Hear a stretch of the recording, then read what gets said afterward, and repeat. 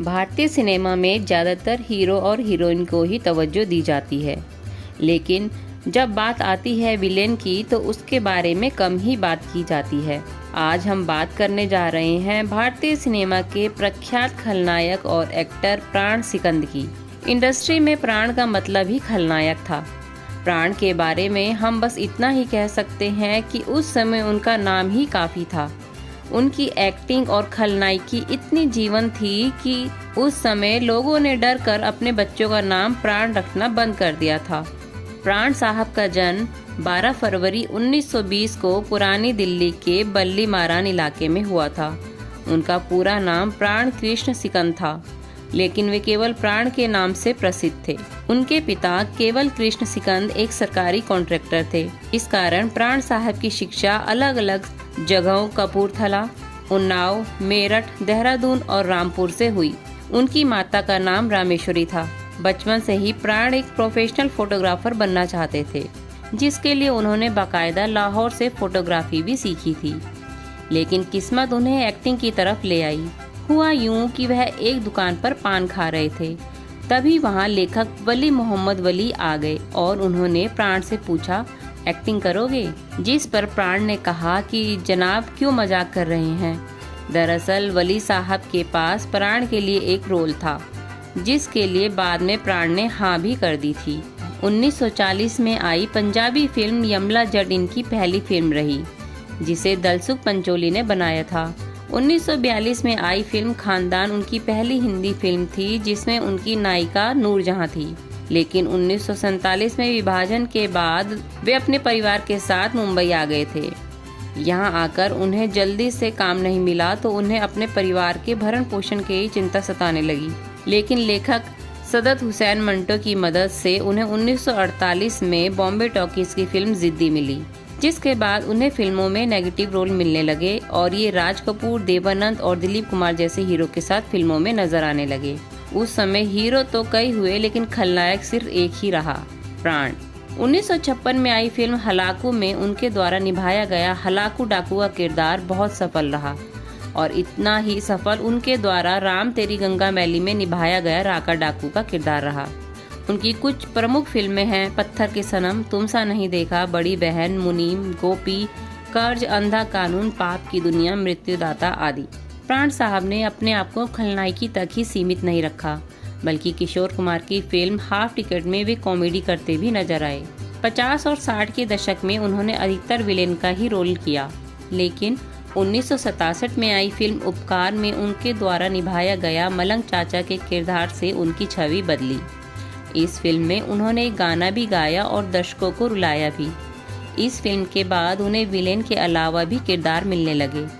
जंजीर फिल्म, जिसने अमिताभ बच्चन को एंग्री यंग मैन के रूप में स्थापित किया था, उसमें प्राण द्वारा निभाया गया पठान का किरदार आज भी लोगों को हीरो के रोल से ज्यादा याद है।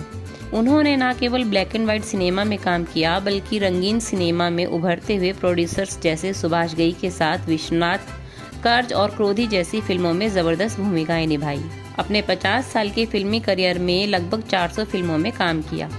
उनके बारे में कहा जाता है कि राम और श्याम फिल्म के बाद लोग सही में उनसे डरने लगे थे और उनसे नफरत करने लगे थे, लेकिन उपकार फिल्म में निभाए मलंग चाचा के किरदार के बाद उन्हें जनता से प्यार मिलने लगा। उनके डायलॉग बोलने के अंदाज को आज भी याद किया जाता है। उनके नाम का पर्याय ही खलनायकी बन चुका था। उन्होंने सिनेमा की कई पीढ़ियों के साथ काम किया। उनकी आंखें भी अभिनय करती थी और किरदार के लिए जरूरी क्रूरता उनकी आंखों से ही झलकती थी। कई फिल्मों में उनके किरदार और उनकी एक्टिंग फिल्म के नायक पर भारी पड़ती थी। प्राण साहब फिल्मों में अपने किरदारों के लिए अलग अलग पोशाक और विग प्रयोग करने के लिए भी जाने जाते थे।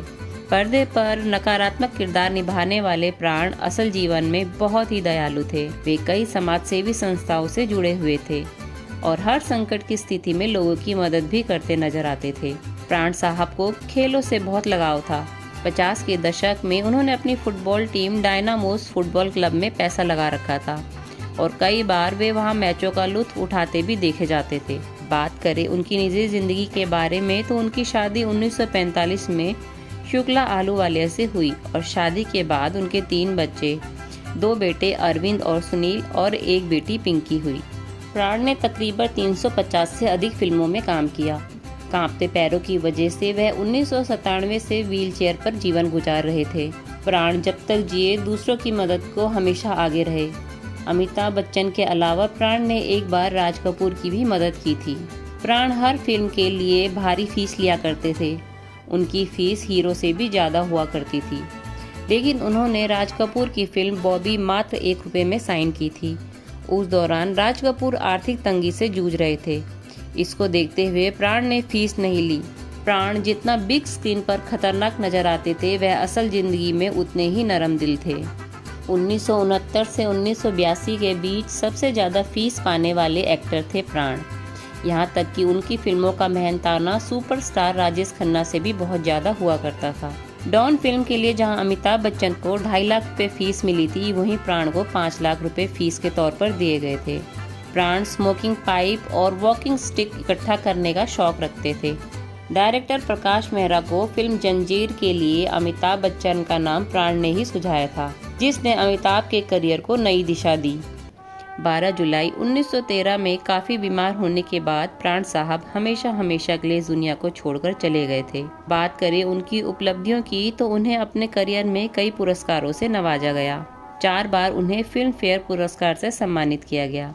2001 में भारत सरकार ने उन्हें पद्म भूषण से सम्मानित किया और साल 2012 में उन्हें भारतीय सिनेमा में अपने उत्कृष्ट योगदान के लिए सिनेमा के सर्वोच्च राष्ट्रीय सम्मान दादा साहब फाल्के पुरस्कार से सम्मानित किया गया।